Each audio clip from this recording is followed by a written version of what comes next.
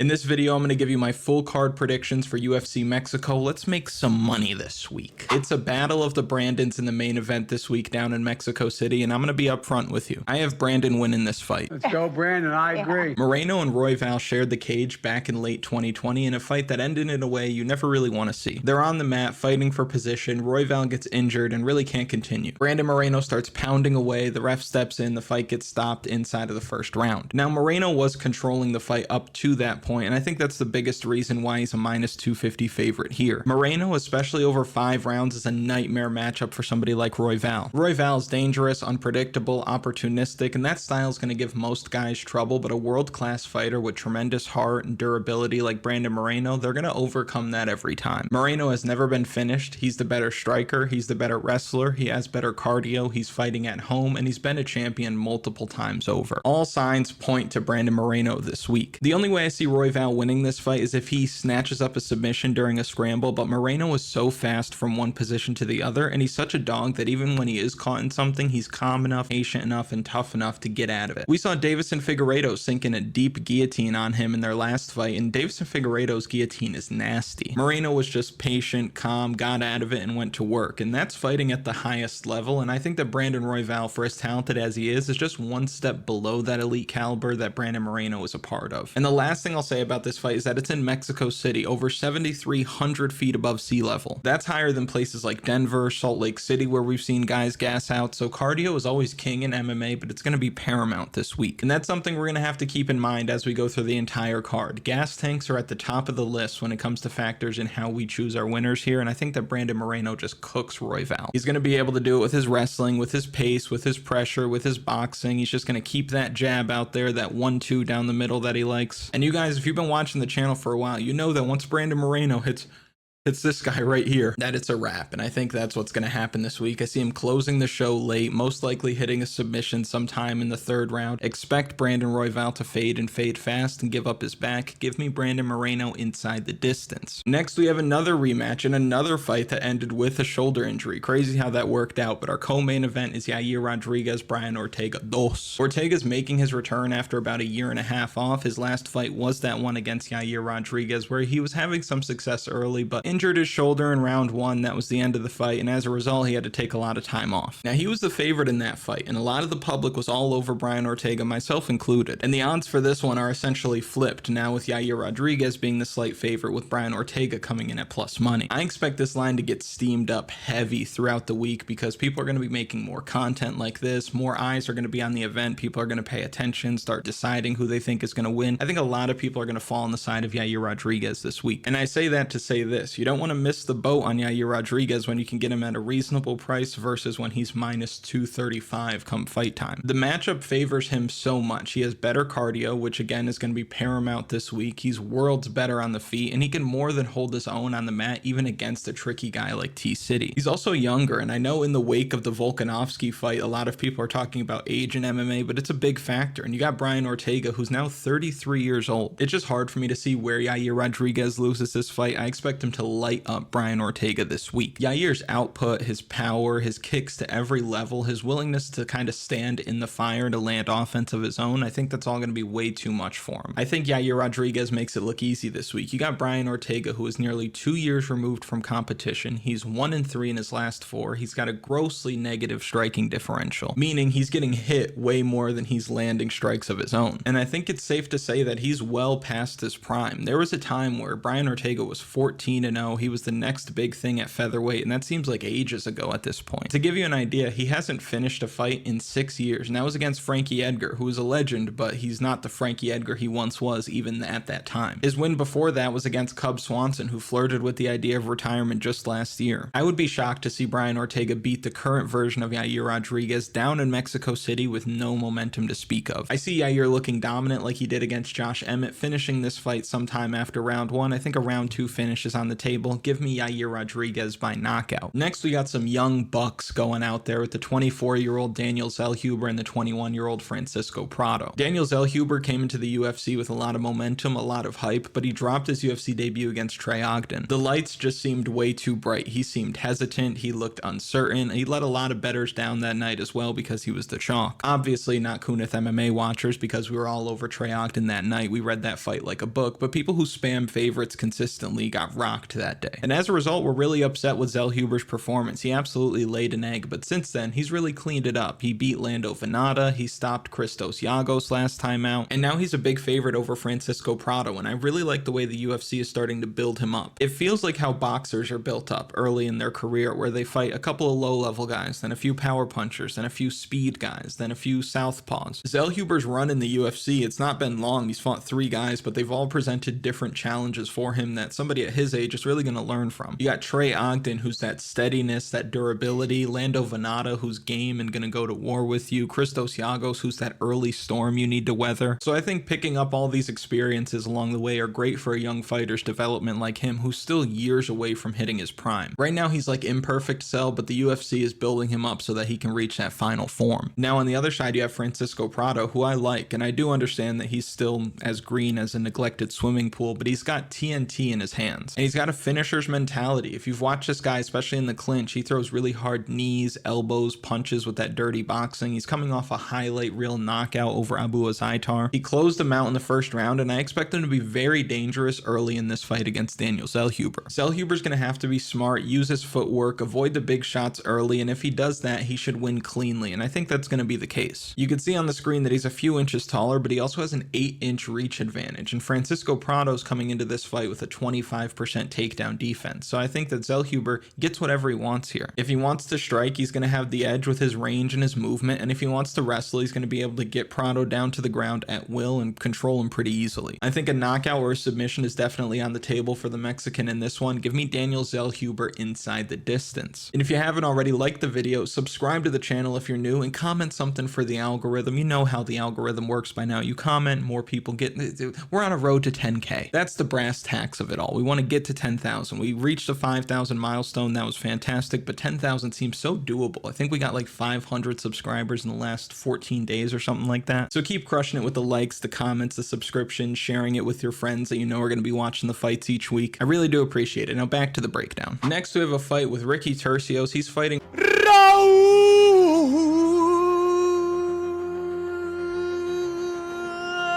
Rosas Jr. And at first glance, I'm going to tell you what my thoughts are for this one. My first thought was, this is that ask your grandma for cash, burn down your business to collect the insurance money, melt your wife's earrings down into gold bars kind of spot. Scrape together any dollar that you can, even if you need to start breaking some of your neighbor's kneecaps. Whatever you can do to get more money down on Raul Rosas Jr., you should do it because Ricky Turcios is not good. I stand by most of that. I stand by the idea that Ricky Turcios is not good, but I don't stand on the idea that Raul Rosas Jr. is a lock by any means, because I'm gonna say something. We don't know if Raul Rosas Jr. is all that good yet. I've been on record saying this about Rosas before, is that he might be good, just not right now. It's so early in his career, and I think the age is really what attracts people. Like, I think if he was doing what he's doing right now at 28 years old, nobody would care. But you got this kid who needed like a permission slip to fight on the Contender Series or something like that, and he is the talk of the town, and I get it. It's cool, it's new, it's unique, it's exciting, and that's what we need in this sport to get excited about these guys. But understand this. You look at somebody like Ilia Topuria, Conor McGregor, that's their confidence, their magnetism is what pulled you in. You look at somebody like Francis Ngannou, it was that ungodly power that pulled you in. Khabib Nurmagomedov, it was that dominance and that mindset that pulled you in. I say all that to say this. The shtick for Raul Rosas Jr. is that he's young.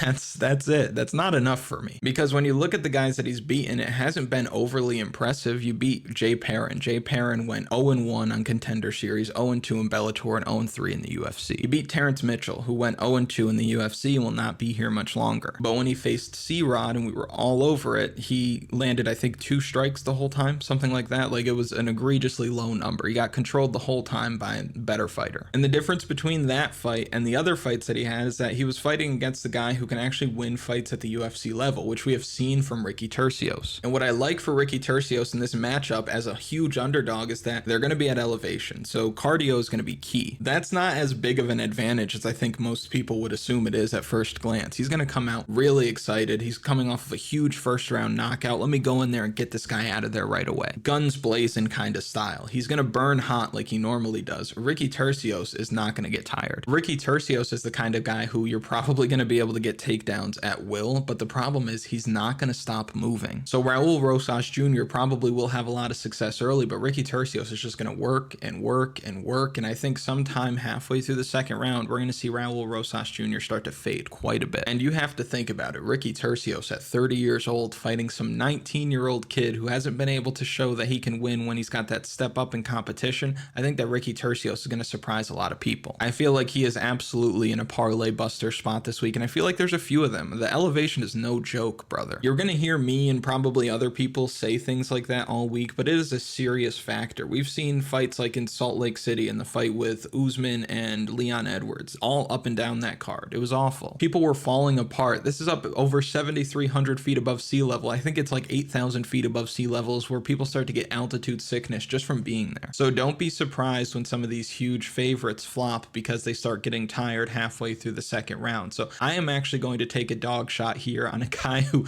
I don't respect the skill set at all. But you talk about a guy who's super tough, a guy who's never been submitted before, a guy who's going to have the cardio edge, a guy who's not going to stop working, not going to stop moving against somebody who is still very green, still learning. Again, he could be great, but not yet. So give me Ricky Turcios to win this fight by decision. Next, we have another Mexican fighter here who is one of the biggest favorites on the card, Yazmin Jauregui, who's young. She's got a nice record of 10-1, great boxing for MMA. She wins most of her fights with that big power that she has in her hands, and she's going to be at a striking advantage here against Sam Hughes. It's going to be interesting to see how she bounces back from her last fight, because again, she's 10-1, but that one came last time out and she lost in 20 seconds when she was knocked out against Denise Gomes. That's a harsh way for you to lose your undefeated record, so I wonder what her confidence is like coming into this one. She will again be the much better striker, and I think she's going to land at will when this fight is at range. Now here's where I'm at with this one. You're still probably collecting yourself or finishing writing your comment about how it's crazy that I picked Ricky Turcios, but I'm gonna look you in your chalk donkey eyes real quick and tell you that I could be like most channels and say something like, the line is too wide here. I think that Yazmin Jauregui is the pick, but Sam Hughes is going to be the bet. To me, that's super whack because that's just a hedge on the audience's perception of the person giving them the information. Because if I were to say that, then I pick the favorite, Yazmin Jauregui wins, I get to say, oh, that was a correct pick by me. But if I say that Sam Hughes is the bet and then Sam Hughes wins, I could say, oh, I hit this plus 350 underdog. To me, it's more respectable to stand on it. So I'll tell you what, I will be picking Sam Hughes to win this fight for a few reasons. First, she's super tough. We've seen her eat big shots from powerful women and keep moving forward, like in her fight against Estela Nunes, where Estela Nunes was putting it on her and she just kept walking her down. The same Estela Nunes who, mind you, dropped Yazmin Jauregui. Or like in Sam Hughes' fight against Jacqueline Amarim, where she was fighting a high-level jiu-jitsu player and basically was getting choked cleanly. And she just gutted it out. She was able to get out of that position. She kept pulling the arm down, breaking the lock, and she was able to go on and win that fight, showing that dog mentality that she has. She's been the underdog in every UFC fight, so when you look at the line and say, well, she's a huge underdog, that's nothing new. And despite having a negative record in the UFC, if you were to bet on Sam Hughes every time, you'd be way up by now. She's a grinder with great cardio, and she's going to come at you every round. Where she loses fights is when she gets taken down and controlled, especially by fighters with good cardio. Yazmin Jauregui hasn't landed a takedown in the UFC. She has no submissions on her record. She's been dropped in her last two fights. Most of her wins are in the first or second round, and she's never faced somebody with the kind of motor that Sam Hughes has. Like Ricky Turcios, I think that Sam Hughes can bust up a lot of parlays this week, so give me the fighter that has turned her career around, has been there, done that, is clearly reaching her fighting prime, and is going to test this young woman's cardio, durability, grit, and willingness to be here. Sam Hughes is that kind of test, like you want to be here or not. So for Yazmin Jauregui at 24 years old, confidence is a big question mark after what happened last time. It was her first loss. It happened quickly. Now she's fighting in front of her friends and family. The air is going to be thin.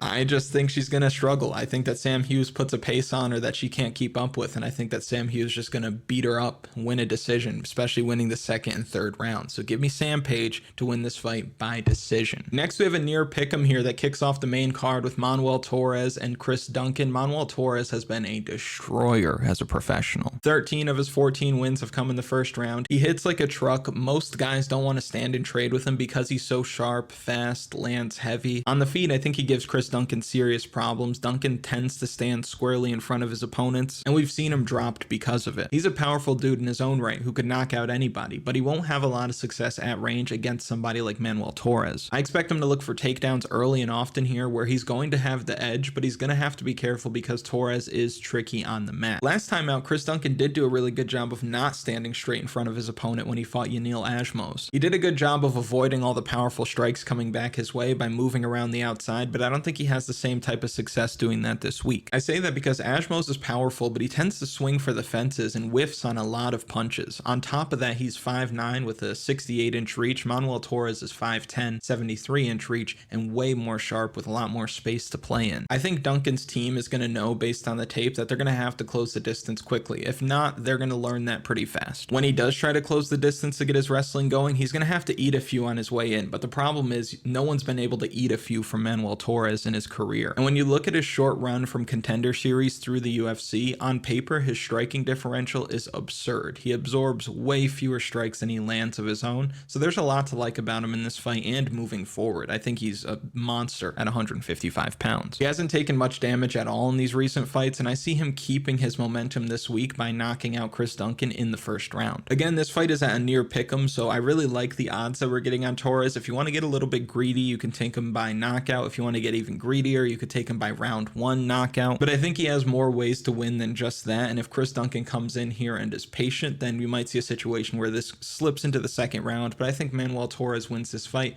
by knockout. Just to give you a sneak peek, Manuel Torres is going to be part of the official betting article this week on KunithMMA.com. If you want the official betting article, DFS strategy guide, lineup optimizer, projections, all of that, you can get that with total access. If you want just the lineup optimizer, if you only play DFS, you don't want the strategy guide, you don't really care, you just want the lineup optimizer so you can start competing with the field at a higher level, that's just $5.99. That's going to work for Classic on DraftKings as well as Captain Mode. If you're getting the lineup optimizer only, what I recommend is you buy it on a Friday. That way it will last as long as possible. If you decide for whatever reason to cancel your membership but you paid for it, you'll get it for the next 30 days anyway. But the official betting articles are up just under 4 units for the year so far, so we're not rich yet, but we're getting there. It's early. I see a lot of places out there are still down for the year because of a couple of rough events, but we're up just under 4 units for the year. And last week in the community tab, if you were to place the parlays there, you would have hit a parlay at plus 528 or plus 504 if you got on it later. But all of that could be had on KunithMMA.com. If you're interested, you want to check it out, grab yourself a membership. It's going to be linked in the description and in a pinned comment. Back to the breakdown. Next, we have a fight with Cristian Quiñonez. He's fighting Raoni Barcelos, and I'm telling you this now, maturing as an MMA fan is understanding that Raoni Barcelos might be washed up. There was a point where this man was 16-1, 33 years old, undefeated in the UFC. Talks of Raoni Barcelos becoming a champion started becoming normal in these circles, and his performances were fantastic. He was showing that high-level skill set that he has, and he's still very talented. He's very explosive. He can strike as well as anybody that he faces. He's a good grappler, and he's physically strong for the division. If he were 32-year-old Raoni Barcelos, we'd be all over him here. He would definitely have the edge, and he'd be an even bigger favorite than he is now. But Quiñonez is 9 years younger than him, and he has good, sharp, fast hands, and I see him putting volume on Barcelos and winning more minutes because of it. That sharp jab is going to find a home right on Raoni Barcelos' nose, and it's going to make it hard for him to breathe, and again, at elevation, it's a major factor. And typically, and I'm stereotyping a little bit here, Brazilians aren't known for being cardio monsters. You see that from different parts of the world. Brazilians are known for being explosive, very sharp, technically sound, while Mexican fighters are known for their grit, their cardio, their toughness, and their heart. And I think that's going to be on display this week. I think when both these guys are going to have to dig deep, Cristian Quiñonez is going to have more in the tank. And I expect him to win the output game. Raoni Barcelos has landed fewer strikes than his opponents in 5 of his last 7 fights. On top of that, he hasn't knocked anybody out since 2019. Now, if he's able to get the takedown and find a submission here, that's cool. That's the clearest path to victory that he has. Cristian Quiñonez needs to keep his feet. He needs to trust the power, let his hands go, and outwork the veteran over 15 minutes, which I think he can do. So give me the younger man, the sharper hands, the underdog to get it done this week. I will take Cristian Quiñonez to win this fight by decision. Next, we have a fight with Jesus Aguilar fighting Mateus Mendonça. Mendonça is a bit of a wild card to me, and he's the favorite here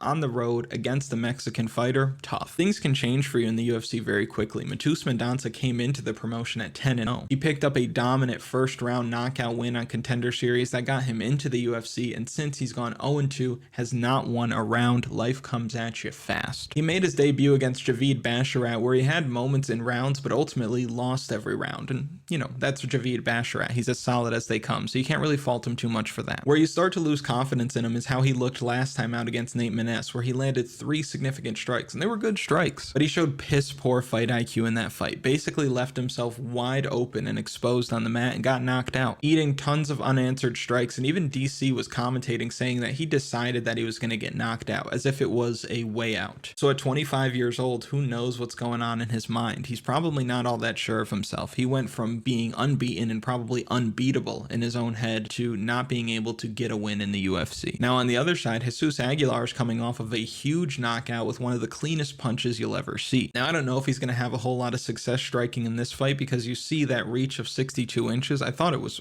wrong. He went through puberty and the rest of his body started growing, but his arms didn't. Like, I think Jesus Aguilar needs to be sitting down to be able to get his phone out of his pocket, you know what I mean? But he's a tough guy, and he's a guillotine specialist, which sounds awful. Being a guillotine specialist in the UFC is like being that kid at the lunch table who could shoot milk through his eye. It's low percentage, but some people are going to think you're a legend for it. So even if he doesn't win a lot in the UFC, a finish this week down in Mexico City will make him someone's favorite fighter. And that's all you can really ask for. But I just think he's the grittier guy of the two. He's got more momentum coming into it. I think he has a better ground game as well. He had Tatsuro Taira, who is a phenom, in all types of trouble early in that fight. Mateus Mendonça made it to the big show, but doesn't look like he's going to be somebody that sticks around based on what we've seen so far. And this is the flyweight division. This is the toughest division to get wins in. They are the fastest, most technical, and if you don't have it, you don't have it. Look at Zolga Zumagulov. Decent fighter, will win outside of the UFC consistently, but not UFC caliber. I think Jesus Aguilar is here to stay. I don't know if we could say the same thing about Mateus Mendonça. I think that Jesus Aguilar finds that guillotine of his this week. Give me Aguilar to win this fight by submission. Next, we have a fight with Edgar Cháirez. He's fighting Daniel Lacerda this week. We've broken this fight down more than once already. I've told you up and down that Daniel Lacerda is the better fighter, and he is. He's a better striker, he's a better grappler, more athletic, and we've picked him multiple times now in this matchup to win. The fight ends with a bad decision by the ref, the fight gets canceled, so third time, fourth time's a charm. I don't know where we're at this point, but all the things I said before are still true. Nothing has changed between these two. They haven't gone out and fought anybody else. They haven't changed training camps or anything. Everything's the same. And you guys know me, when I like a bet, I call it free real estate. And on that note, what is the most important aspect of real estate? It's location, location, location. I hate beating a dead horse, but I've got this horse in full mount, and Mario Yamasaki's the ref. They're fighting in Mexico. It's high up. They're gonna get tired. Daniel Lacerda has no gas tank. So I don't care how much better he is, how much more athletic he is. Edgar Cháirez is going to cook him to the bone. And he probably gets him out of there in the second round when Daniel Lacerda has nothing left. Cháirez is going to get better as the fight goes on with every passing minute, while Daniel Lacerda is going to fade, and he's going to fade fast. I think that in this element, there's no hope. In a more neutral site, I would pick Daniel Lacerda to get it done again, but in this environment, I don't see him winning. I think this is worst case scenario for him, so give me Edgar Cháirez to win this fight by knockout. Next, we have a fight at lightweight here. The blueprint on how to beat Claudio Puelles is out. Every lightweight that Claudio fights moving forward should send a percentage of their win bonus to Dan Hooker, because he made it so clear on how you beat this guy. Claudio Puelles is not good on the mat. He is great on the mat, and he's going to have awesome control. He has the best knee bar technique we've ever seen, and he's not going to be out grappled anytime soon. And on the feet, outside of a high kick here and there, he's got about as much offense to offer as that guy in Dick's Sporting Goods who you give a nice 3-piece to on your way out of the mall. He's no good on the feet, and I think that Ziam is the perfect man for the job to get him out of there. What I like about Ziam is that he fights with his brain more than his brawn. He's smart about positions and game plan, and he needs to be, because he's not this big explosive talent, but he's got a great frame for the sport, and he's very technically sound. He's in a great training situation, so you know that that team is cooking up the right play to score in this fight. He's got strong takedown defense, and he knows that he just needs to keep the range and let Puelles struggle on his own. I see Ziam winning cleanly here and finding a knockout after Puelles just packs it in. I don't expect Puelles to try all that hard staying in this fight once he knows that he's been figured out. I think Ziam makes that very clear very early. So give me the more well-rounded guy, the better striker, the good game plan, the takedown defense. Give me Ziam to win this fight by knockout, probably sometime in the second or third round. Next, we're looking at a fight with Luis Rodríguez and Denise Bondar. I think that Luis Rodríguez has a lot of advantages here. I think he's going to be able to fight at a stronger pace throughout. I don't think he's going to get tired before Denis Bondar does. I think Denis Bondar has very low fight IQ. He had a lot of hype coming into the UFC, but then he gets injured against Malcolm Gordon. I don't fault somebody for getting injured, but against Malcolm Gordon, you would have expected a game plan that probably wouldn't put him in the position that he was in to get injured. Against Carlos Hernandez, the guy was acting like he was winning the fight. When he was getting beat cleanly, Carlos Hernandez was putting it on him. And even with the clash of heads at the end, it doesn't really change the fact that he was brutally knocked out, and those follow-up shots were nasty. He was already knocked out, getting elbowed into oblivion. So who knows what he's going to look like coming into this one, and now he has to fight against Luis Rodríguez, who already fights at elevation, or rather trains at elevation, and knows what to expect from this guy. Denis Bondar is going to be a little wild, come in, throw hard punches, try to get takedowns. He's going to have the grappling edge, I assume, but Luis Rodríguez is a dog who's going to be able to keep working, get from one position to the next quickly, and somebody who's learning very quickly. Now, one thing I have a huge problem with, this guy lost on Contender Series a few years ago to Jerome Rivera. Jerome Rivera is the WOT, but at 24 years old, you have to assume that he's improving rapidly if he's been a professional fighter, especially in the training situation that he's in. So I think that Luis Rodríguez just outworks him, shows him he's got more dog in him than Denis Bondar does, and I think that he's going to get the benefit of the doubt if this does go to the judges' scorecards. I do like Bondar's toughness. I like Luis Rodríguez's toughness as well, so I expect this to go over 2.5 rounds, probably see a decision, and I think that's where Luis Rodríguez is going to get the nod. At first glance, I thought Denis Bondar would be a bit sneaky, but after looking at it, digging into it, and seeing what he looked like again against Carlos Hernandez, I just have no confidence there. I think he gets worked this week.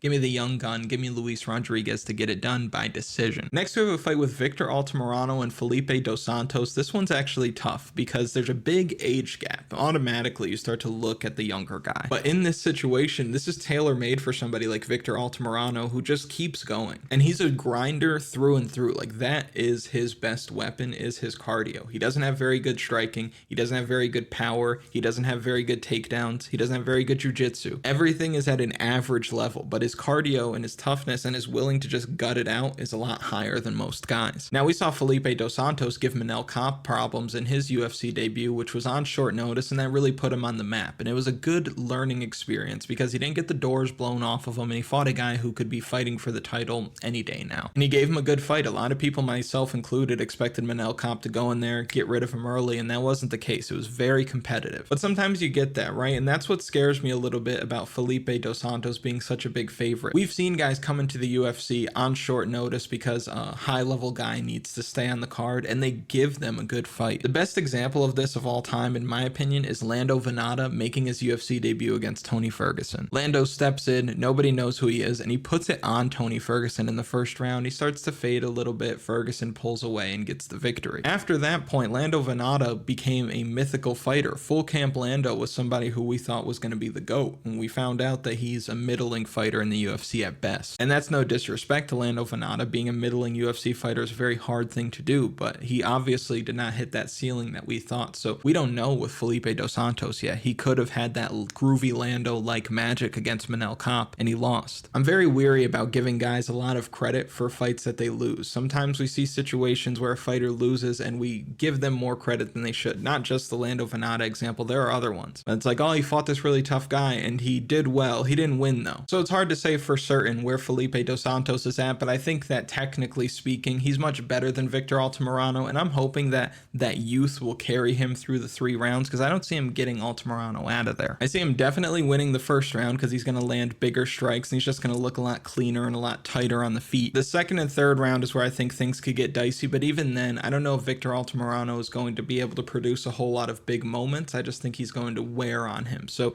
if he doesn't have those big moments, Felipe Dos Santos does. I think that Felipe Dos Santos wins the fight, and since we already have round 1 locked up essentially, I will go with him to win this fight by decision. And the last fight here is Eric Silva versus Muhammad Naimov. I think Muhammad Naimov is the biggest favorite on the card, if I'm not mistaken, and it makes sense. Eric Silva's not that great of a striker. His bread is buttered on the mat, but even then we saw downtown TJ Brown take it to him and dominate that fight and finish him in the 3rd round. Muhammad Naimov is coming off of a win over Nathaniel Wood, although he committed every foul in the book, and had they been fighting somewhere where they weren't fighting that night, I think that the outcome of that fight would have been different, but still had very big moments in that fight, still had Nathaniel Wood hurt in that fight, and I think that he just takes it to Eric Silva this week. He's a lot younger, he hits a lot harder, He's a better striker, and I think he's going to be able to keep the fight standing, or if the fight goes to the ground, it's going to be on his terms. Not a spot you need to overthink. I think he knocks this dude out sometime in the first round, second round at the latest, but I think Muhammad Naimov gets it done. Give me Naimov to win this fight by knockout. If you've made it to this point in the video, thank you so much for watching. I really do appreciate it. Make sure you like the video, subscribe to the channel, comment something for the algorithm, and I'll see you later in the week for final picks. Let's go.